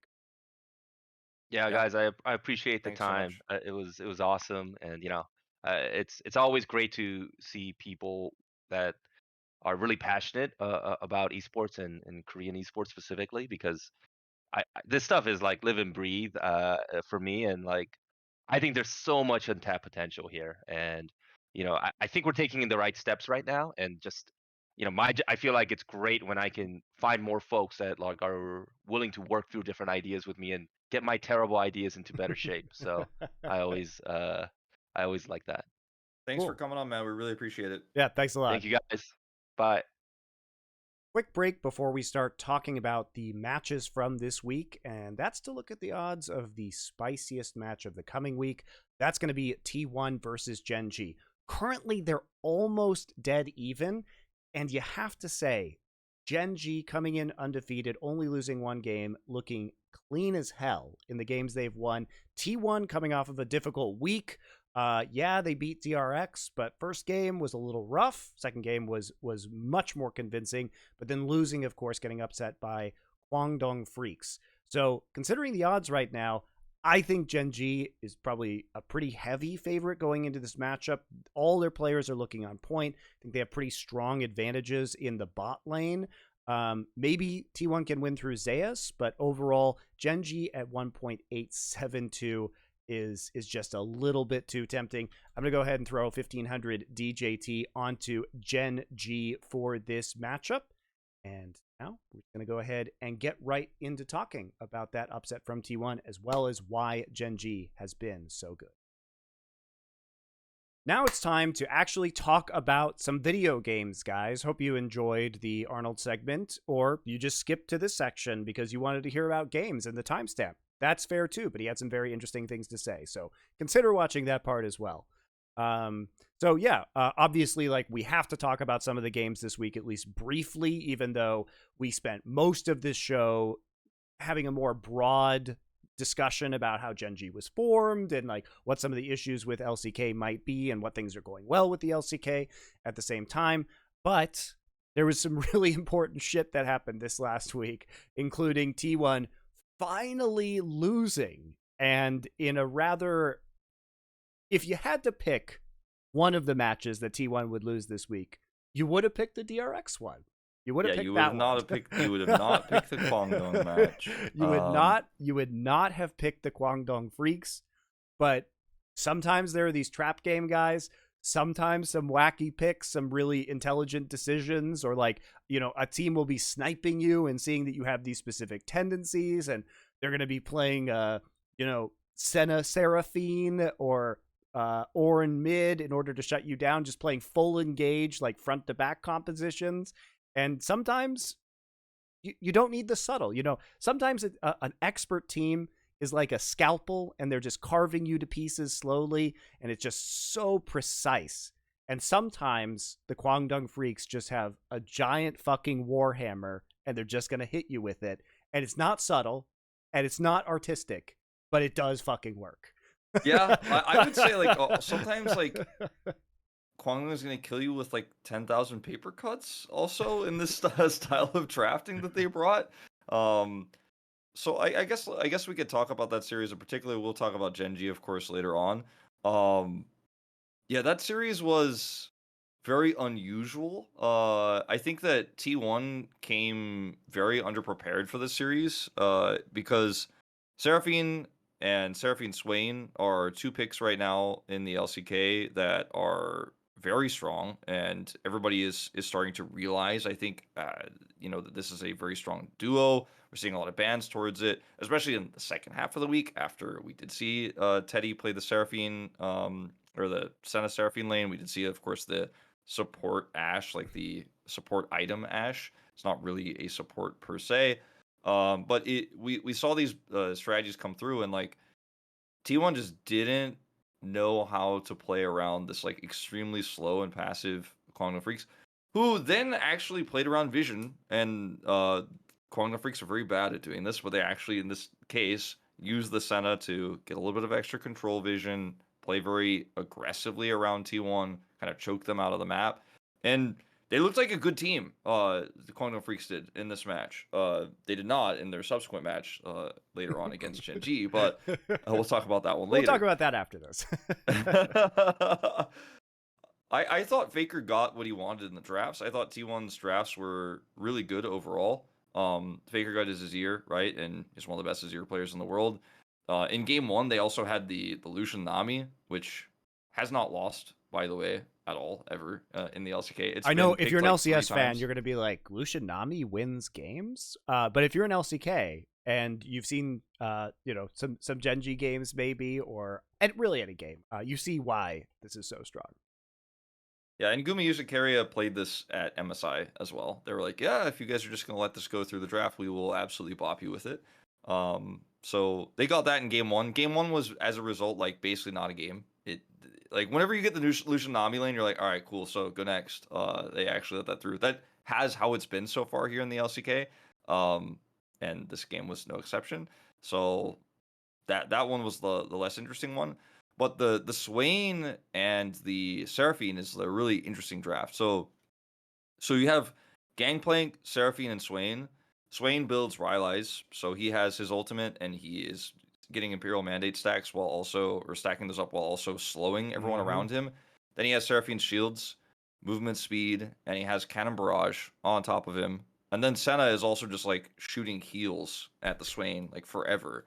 And it's a Seraphine who's not building Moonstone. So this is not the. If you guys haven't seen these Seraphine games, it's just to explain. Leandri's. Yeah, it's Leandri's like Medjai's. So Yeah. it's a farming AP Seraphine that is doing insane damage and crowd control basically. So she is shielding while also doing insane burn damage, and her damage is ramping up over time. She has basically infinite mana because she builds tier early too. It's super oppressive, and if you're not ready to deal with this style of composition, especially in longer team fights or you haven't had map control, it's almost impossible to beat it. Actually, it just starts to win more and more as time goes on. Well, yeah, obviously, like Senna's going to ramp up, and part of the problem here was T1 was also playing Callista into this, right? So there was definitely a clock on this game, and Kwangdong in their last 2 games, they played Seraphine both times, although the Senna was banned the second time, so they played the support Ashe that Wolf talked about earlier. But in essence, these are really, really heavy engaged compositions that grind you down over time, and effectively Kwangdong ran 2 iterations of these similar compositions. They just swapped out the Ornn back in mid, which was banned in game number 2, because the Swain was banned in the following game. So they had kind of like a different way to approach a similar team fighting style in both games that they won, games 2 and 3. Yeah, the Ashe pick was so great because it just allowed them nonstop vision.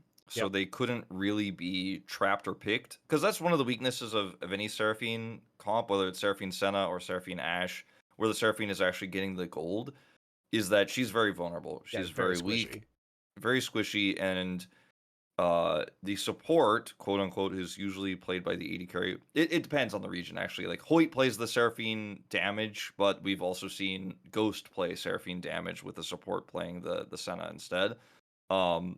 Anyway, the one who is not playing the Seraphine, whether it's the support of the AD carry, has to ward, and they're also very squishy. So like, there's a lot of vulnerabilities there. But if you have the Ashe arrow, you can always see where the enemy jungler is, or you can at least identify, like, of the 3 places where he's going to be, you know where your jungler is, so you know he's not at that part of the jungle. So of like the 4 zones of jungle, that one is clear. Then you can reasonably predict what side of the map he's going to be on and check it. And if he's not where you think he is, then you play a little bit more back, you play a little more safe. If you identify where he is by guessing, like, based on what you know and where your wards are, you're like, okay, he's over there, we can actually push this lane. And then it becomes a very strong pushing lane, both with the Senna Seraphine and the Ashe Seraphine. But the Hawkshot allows you to know, like, exactly when and where you can be certain places. And that also becomes an issue around objectives. So if you use Hawkshot to then set up for a Seraphine ult, or zone with the Seraphine ult and know where they're trying to flank you, that's another problem. Like, how can I ever kill the Seraphine now? Like, she's so strong, she's doing so much damage, she's shielding everybody. It's an Ornn who's also super tanky, and he's getting the ornament upgrades on all of the players, and it's starting to scale up. And Ashe is... Well, also Hoyt had a QSS by the end of the game too, so it's like, okay, so Faker's on Lissandra. How is it? Okay, so he gets a flank, and then what? There's the QSS, and then that's it. Yeah. So it's very oppressive. It's very strong, and I still think there are answers to it in terms of some different drafting styles, and I think a lot of that is just playing more for tempo and playing more for early. Because when you're playing like Azir or Gangplank into this, you're like, my comp is strong late. Or the Jinx that T1 was also running, my comp is strong late. Lissandra sets up a pick for Jinx, she gets excited, we have all the utility for that. But then if you're running into just infinite shields and movement speed and vision, like, you never get that pick for the Jinx. And a Gnar Ornn as your front line too. So where are you going to get the pick? I mean, I thought the adaptation was really quite clever from Kwangdong, because you could see T1 was like, okay, well, if we get rid of the Senna and we get rid of the Swain, and we don't play Callista, instead of playing Callista Tahm Kench, we'll play Jinx Tahm Kench, the T1 special, right? And so we'll just get a pick with Lissandra, and then Jinx will get excited, Gumayushi takes over. It's a classic, like, T1 victory where I get a couple GP barrels, and then there's a crit rocket that flies in from Gumayushi, and then there's the reset, right? But Kwangdong was like, no, we're not even... We're just going to build a massive front line full of crowd control. We can kite with the Ashe, and then just in case Hoyt magically gets Lissandra ulted, well, here's a QSS. Like, they built intelligently in the game too. And so I think it was a really fun series. It was a really fun series to watch.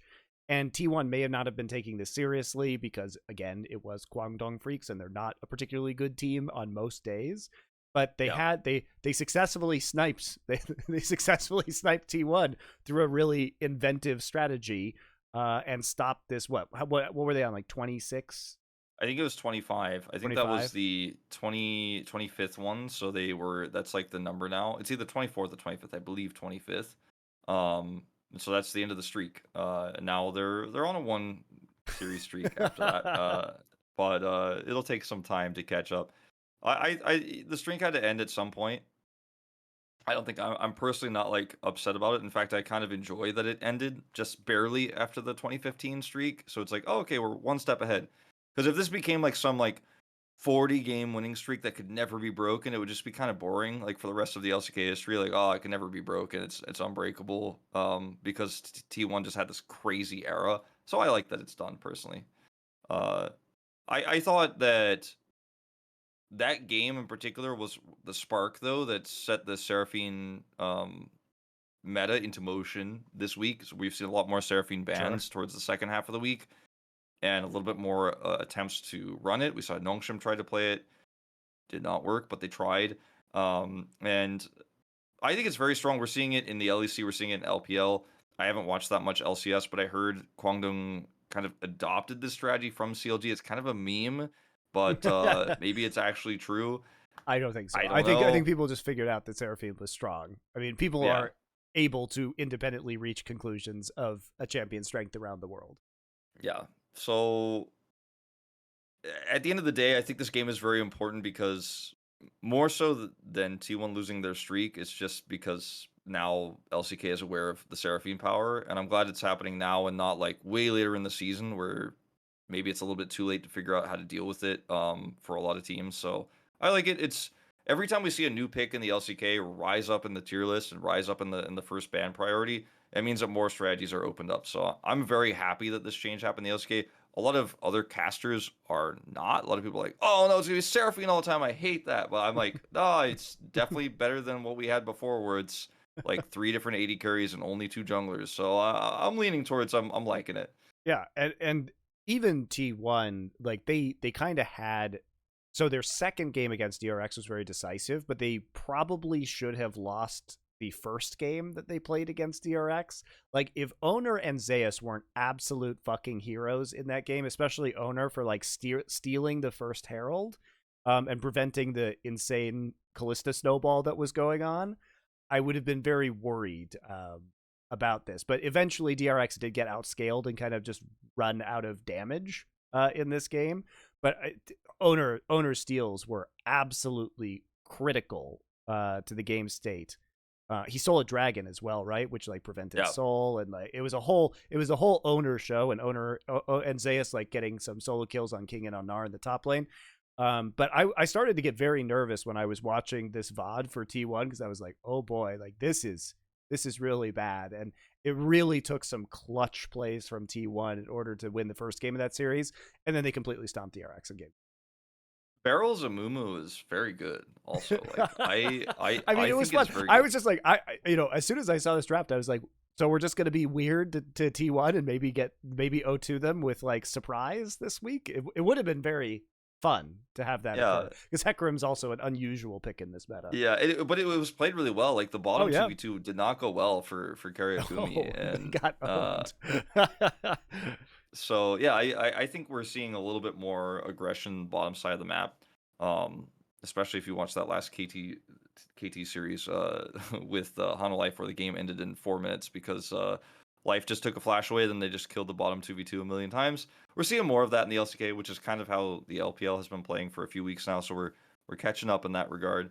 I guess we could talk about GenG now, because GenG's really fun to watch. This is so different. I mean, they did change almost all of their players, but it's so different from GenG last year, where they were just horrifically boring to watch. And even Ruler looks like a man reborn, wants to play aggressive in some of these lanes. It's like going for psycho turret dives on the Lucian with the Yuumi. By the way, I mean, the GenG Nongshim games, guys, if you are a jungle aficionado and you're not watching Peanut's insane pathing in both of these games, what are you doing with yourself? Because Peanut is like, literally you're like missing out. he's literally just playing Poppy and like hilariously like taking his own red buff on blue side, flashing into the dragon pit, going to their blue, and it's like everything is just so perfect in these games in terms of like how it plays out. You know, and then he uses Hex Flash to like dive them early on in some of these games. It's really He's just so aggressive, and he punishes jungle players who are not I want to say, like, I don't want to say safe, but like extremely diligent about their vision and their tracking of where he is. I'm sorry, that was the Kwangdong Freecs game. Excuse me, that was the Kwangdong Freecs game that I'm talking That's about. the Kwangdong Freecs game where he steals from not the Ellen. Nongshim game. Yeah, because like what was so funny about that one too was your guys' casting was actually hilarious because Hoyt was playing Ashe and like they couldn't figure out where he was, and it's just like the hawk shot just like flies across the map, and then all of these like Kwangdong Freecs question mark pings come up in the jungle, and then all of a sudden Peanut's like hex flashing behind them like 1 second after this occurs, and you can just see it's like the most tilting moment of all time. It's just like the confusion followed by this fucking psychotic gank is just too much. When T1 was on their crazy streak last season, where they had the perfect season, in terms of course, set score, like winning series, their perfect series season, because they did drop games, of course. They played pretty aggressively around like getting an advantage and playing the macro game with it, but it was kind of a boring, like, oh, T1 got ahead again, they got 2 turrets already, like, this is donezo.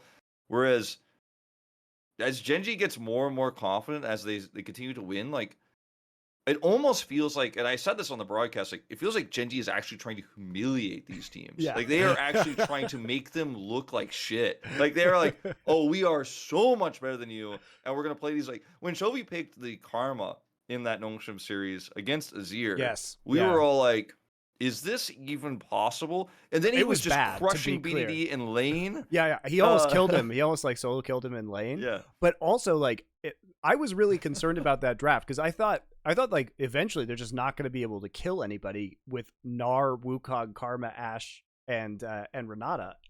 You're playing into like GP, Azir, Senna. Like your scaling is garbage. And even so, they just accelerated the game to a point where they were able to kind of pull it out. I think if the game had gone on much longer, they were in real trouble. But they just didn't care. They just I mean, it was not a good draft. But like they were basically just like, I can beat you with one hand tied behind my back. Watch me do it.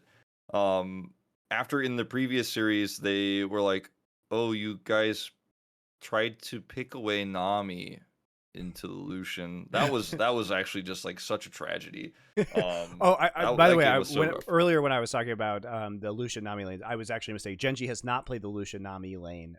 Well, they have played Lucian though. They have played Lucian. This game was the one game they played it, and it was absolutely spectacular from Ruler because this is the game where, they're just clean diving, and this is again Peanut just in the bottom lane. Diving this Nami. Effort is just getting absolutely slaughtered. I mean, Effort played really badly this game, like really fucking badly. When he was looking for his Spell Thief's edge stacks on the mid turret, that's when I kind of lost it. That was the moment where I was like, all right, I think we're all ready to go home now. I lost it when he didn't block the Lucian ults that was coming in under the turret and just like watched Ghost flash and die and like didn't use any of his abilities to stop what was going on. I think Effort is really he's really having quite a struggle in his career right now, and it's rough, man. But what else is new? He has been better at times. He was much better on Live Sandbox last year. I mean, honestly, in Live Sandbox last year, we actually praised him a lot. Like, there were some weak games, but we were overall like, okay, this guy's pretty good. Like, I'm glad to see him actually get into his own shoes. And then this year has really just not. I mean, he and Peter both have arguably been the worst supports in the LCK. So it's not great. But yeah, I think what my takeaway from this, because there's not that much to analyze in these GenG games, like Chovy. They're really fun to watch, though. Like, if you have not seen them, go watch the GenG Kwangdong games. And this team beat T1, and just watch GenG just do the most ridiculous shit and somehow win these games, or like someone get It's huge nuts. advantages. Like they're just a team that knows their limits right now. And you might think, oh, well, they're just doing wacky shit. And are they punished at times? Well, here's some facts for you guys. Okay, so GenG has only lost one game, right, and 0 best of 3. If you actually look only at one game to Damwon Kia. yeah, now to be fair, they have not played T1. That is coming up this week. That's going to be very important. But they also haven't played DRX yet, which is also coming up this week. So arguably, two of the best teams in the league they haven't actually encountered yet. But it's the level of dominance that they're displaying in some of these games. Because right now, you look at some of these players, and the only players that have played all of the games for their teams, who have the fewest deaths, are Ruler and Chovy. They have 7 deaths each in 13 games. So they are dying around half a time a game. Yeah. That is insane. That is just Also- insane. Also, the amount of fun it is quite great, because Gen.G are just not going to play the boring like meta style and win games. They're actually pushing their players to They're different doing boundaries. crazy dives. Like Yeah, yeah. it looks like they really have accelerated their gameplay from watching or scrimming against LPL teams. Because again, it's not that they are playing scared of dying and not dying. It's that they're Yeah. playing really Clean. aggressively and not Yeah. dying, and they're Yeah. getting kills and they're pushing advantages. It's really exciting though, because when you watch Gen.G's play, like especially this week where they had 2 easy opponents, quote unquote, and 4-0 the week with weird drafts, it's like they're in a hyperbolic time chamber. Like, oh, okay, we're actually trying to win on hard mode, but we haven't even played like the strong shit yet. Like, we haven't even played the meta game yet, and like that's why against T1 they look to be the favorites, because they just Yes. have been so clean and so dominant. And T1 has been up and down. Like that loss to Kwangdong is somewhat uncharacteristic, but the beginning of the season was very rough for T1. And I think most people should predict Gen.G to win it, but we'll see what happens on the day. But Gen.G just are pushing their players into new territory, exploring different styles of drafting. They're basically increasing all the different ways in which they can have strengths in a best of series. Like if we go to a best of 5, like being able to pull out all these different unique strategies, play against the Seraphine well. Like I'm sure they're prepping that at the moment. They've also kind of run their own variation of this style of play. We saw Ruler play the Ashe. Like there's so much talent in this roster that I think in spring season they were still figuring out like how are we going to be a unit. But now we're seeing like what the potential of this talent is when it's at its peak form. And maybe I'm wrong, and maybe there's even going to be like further peaks here for Gen.G, but like this roster is being pushed to its limits, and I think we right now can't quite say the same about T1. And I think T1 was never pushed to their limits by other teams last season, and we're only really pushed to the limits by RNG. And some of the Rumble stage games were like a little bit rough there for T1, but they weren't really pushed as hard. Gen.G are, even in easy games, pushing themselves to the limit, and that's how you learn and that's how you improve. So I'm very excited for the future of this team. Yeah, and if you actually just think about the matchups with Gen.G and T1, I think T1 can win this series. Obviously, they probably do it through top lane, but Doran's been really good in the last few weeks. Again, it has been versus worse teams, but you also have to remember that Doran is frequently playing weak side in these matchups, even with carry top laners, because Peanut has been focusing a lot of his time on these like bot side turret dives. So and he's looked good, and he's gotten solo kills, and he's been impressive. He's been like diving turrets by himself and like getting solo kills, which has been really fun to watch. And it's been happening against good players like Keen, right? So Doran's been performing. As far as the jungle matchup goes, to me, that's probably the most interesting one of this series, because Peanut and Owner have both had really pop-off games recently, and Owner is just so good mechanically, and Peanut has become incredibly creative and unpredictable, so it's like a really cool matchup to watch. Yeah, I was kind of saying like the other day on broadcast, it's like the yin and yang thing. Like Peanut is like the older, experienced player with like the wisdom and Yeah. like the brain moves, and Owner is like, he still has his own intelligence in his play, Sure. but he's like the hands guy. He's Yep. he has the piece of the brain like in the small part of his side of the yin yang, and then like also like Peanut has the hands like are still there, but it's mostly about the brain. Yeah. Like I really do feel like that's why that matchup in the jungle is so exciting for Friday. It's just a few days away. I'm really hyped about it. So if you didn't see Gen.G's games this week or T1's game against Kwangdong, those are definitely recommended VODs to lead into that really sick matchup. And it's really fun too, because we also see kind of not, there's always going to be like the Wukong overlap in terms of champion pool, but T1 they've been really liking Lee Sin and like the setup in lanes, and Poppy. Gen.G likes the Poppy. Yeah, it's been a Poppy pick. And like, I love Poppy, but the way that Peanut plays Poppy is just fucking insane to watch. Like it does, he makes it so active on the map, and the way that he uses Poppy mechanics in these team fights, and the way that he will, he just dictates a lot of the objective fights via ejecting people with the Poppy ultimate, to create just an insane amount of control for Gen.G over like dragon fights and baron fights and stuff. So it's really, really cool to watch. Yeah, I'm incredibly hyped about this matchup. And you'd think for Gen.G, the big advantage is probably going to be in the bot lane, because Ruler and Lehens have been really lane dominant. Gumayushi and Korea have been kind of shaky in the laning phase. Chovy, obviously, been part of the lane kingdom, but he doesn't have the game sense that Faker does, I don't think. It's the same thing. It's like the reverse jungle matchup with like the hands versus the brain in some ways. Although I think Chovy's developed a lot as a player this year when it comes to his game sense. Faker is still like the ultimate low economy mid laner. Yeah, I think Chovy has. I mean, I said it last week on this show. I've been saying it all week on the LCK. Like, if the Church of Chovy and the Chovy fans, like, this is your time to like rise up and be like, no, he is the best mid laner in the LCK, because he absolutely is right now. And it's funny how like Chovy has all these metrics in his CS numbers and damage numbers, and then he's like playing Sunfire Yone like in Karma mid. Like, it's almost like he's trying to hurt his stats. No, look, I like that build. Okay, we could talk about that. I think the Yone like Bork Sunfire build was really interesting, because he was dealing with I think the build reflected the game state, in that he had a Lucian and Yuumi and Kayle. So he's basically just a lifesteal tank at that point in time, but he can select when he goes in and out of combat by using the E.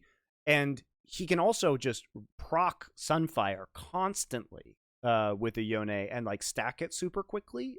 So it starts doing like significant amounts of like AoE damage over time. Yeah. So like the theory behind it I thought was quite interesting. And I think he yeah, also was running exhaust in that matchup versus the Zoe too. So in a way he was basically, it was a deceptively tanky frontliner that was distracting from the Kayle and the Lucian. And also, I think what's crucial is that he provides the option to engage without committing, right? Yeah. Because you can actually just ult, right? And if it's a bad engage, you just leave. You just leave, right? Yeah. So also, his ignite his exhaust is very good against the Zeri, to help lock her down. So it has become like this is the first time we saw it, if I'm not mistaken, in the LCK. But it is like the build. We have not seen it any other build. On Yone other teams have played it, but I do think like it's good, and I do think that it depends on what your other carries on the roster, like on your comp are. But I do think it has some inherent value, and especially when you have a Kayle, like I think it's super good. I think if you have a Kayle and you have a Poppy, like if you have champions that can stick to the enemy, it gets so much value. I think even if you have an Ornn, it's also really good, because you can set up so many great engages with it, and then, like you said, kind of cancel and get out, but you get to choose how much damage you do. So I like it conceptually. I think if you're playing the Yone in a lot of different other matchups and different drafts, like we've seen even BDD do, I'm like, maybe not this game though for this build, but LCK players, they build the build. They don't think about the enemy. They do the build. They pick the items that are popular. The other thing to consider too is that the way Yone works is that the longer he's in combat, the more true damage he's going to end up doing for the most part. It's post mitigation damage, so if you're building tank items, like it's going to be less per hit, right? Anyway, we're not going to go to the math right now, but point is like if he can just stay there and lifesteal tank and exhaust somebody, and just get a million Sunfire procs off and a million auto attacks off and hit people with his Q and W, there's going to be a real chance when he pops back that you're going to be taking a huge amount of true damage. So yeah, I think it's fun. I think it's a fun build. I liked it. So yeah, GenG, obviously that's going to be the biggest match of this coming week. I'm sure we're going to be talking about GenG versus T1 nonstop on the next episode. And you guys have no excuse. There literally isn't LCS and LEC this coming week. There are no Western leagues because, as we know from Riot, from their policies, just like we saw between male and female, like only half of the company can actually, get an advantage at any given point in time. So the Asian leagues, they have to continue. They don't actually get a break. All right, they're not allowed to have the week off. But Westerners, yeah, they're all off. The only other thing I guess to talk about for this week is because it just got announced, like literally as we're recording this episode, is Gamin is getting called up to Fredit BRION. He's their bottom player for their challengers team.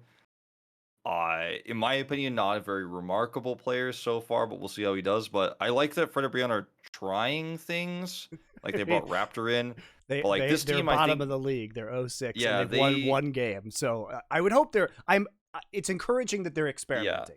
Yeah. I think this team might have like a Shanghai Dragons-esque season though, where they actually go like this could be like the 0-18 moment, like if things don't change, because they're having some serious problems in their coaching staff and in their drafting, and I feel for them, but I don't know if Gamin coming in is going to be the answer. But hey, they're trying things, and we'll see how they do next week. I think they actually have fairly tough opponents. I'm gonna check really quick. I will tell you, they're playing T1 and Kwangdong.